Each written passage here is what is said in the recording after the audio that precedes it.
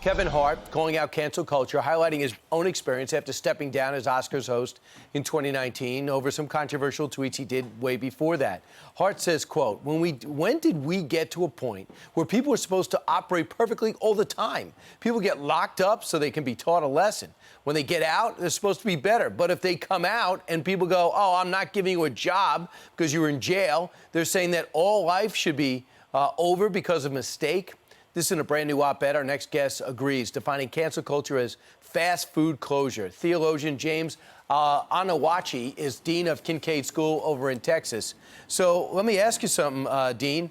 How did we get to this point?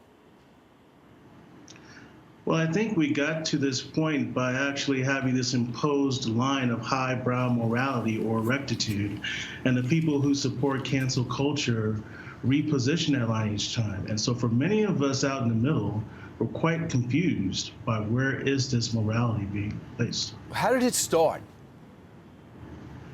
Well, I think it starts honestly from ourselves. And that's what I was writing about in the article, is that it begins with the daily slights that we incur in our lives and we feel made unwhole.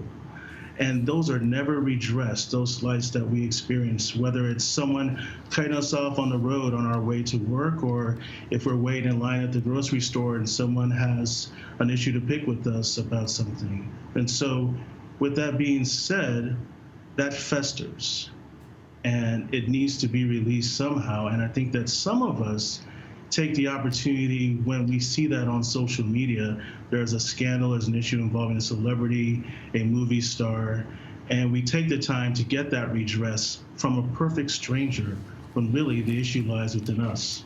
You know what, James, what's kind of interesting is in the beginning it was the left in Hollywood calling out the rest of the culture for not being as woke as them.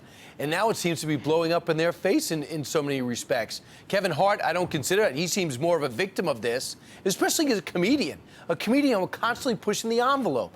Different envelope in the 90s than 2000s than it is right now, correct? Yes, I do think that is the case. And while I am an educator and theologian, and of course, Kevin Hart is a wildly talented and hilarious comedian. So I think his comments were really focused primarily in the entertainment world, as opposed to speaking about generalities in society. So what I would say about what I was expressing is really about who we are as human beings, and also about our good conscience, the lack of that practice of good conscience when it comes to engaging people on social media. And James, lastly, how does this end? Do we start sobering up as a culture and understand we're putting ourselves, we're expecting a level of wokeness that we can't live up to? Well, the one thing I do appreciate that Kevin Hart stated is that we do need to humanize people, right? So we need basically to take the time to see people as three-dimensional beings with a history of experiences in their lives that are worthy of our self-reflection. And so the way that we get to change much of this is by doing some self-reflection and beginning to address those feelings that we have about the daily slights that we do get. And I think we'll have that. And I'll leave you with one quick statement by the famous psychologist and philosopher William James, who said that we are like islands in the sea, separate on the surface but connected in the deep. And I think we need to understand that we're all connected and our stories deserve self-reflection.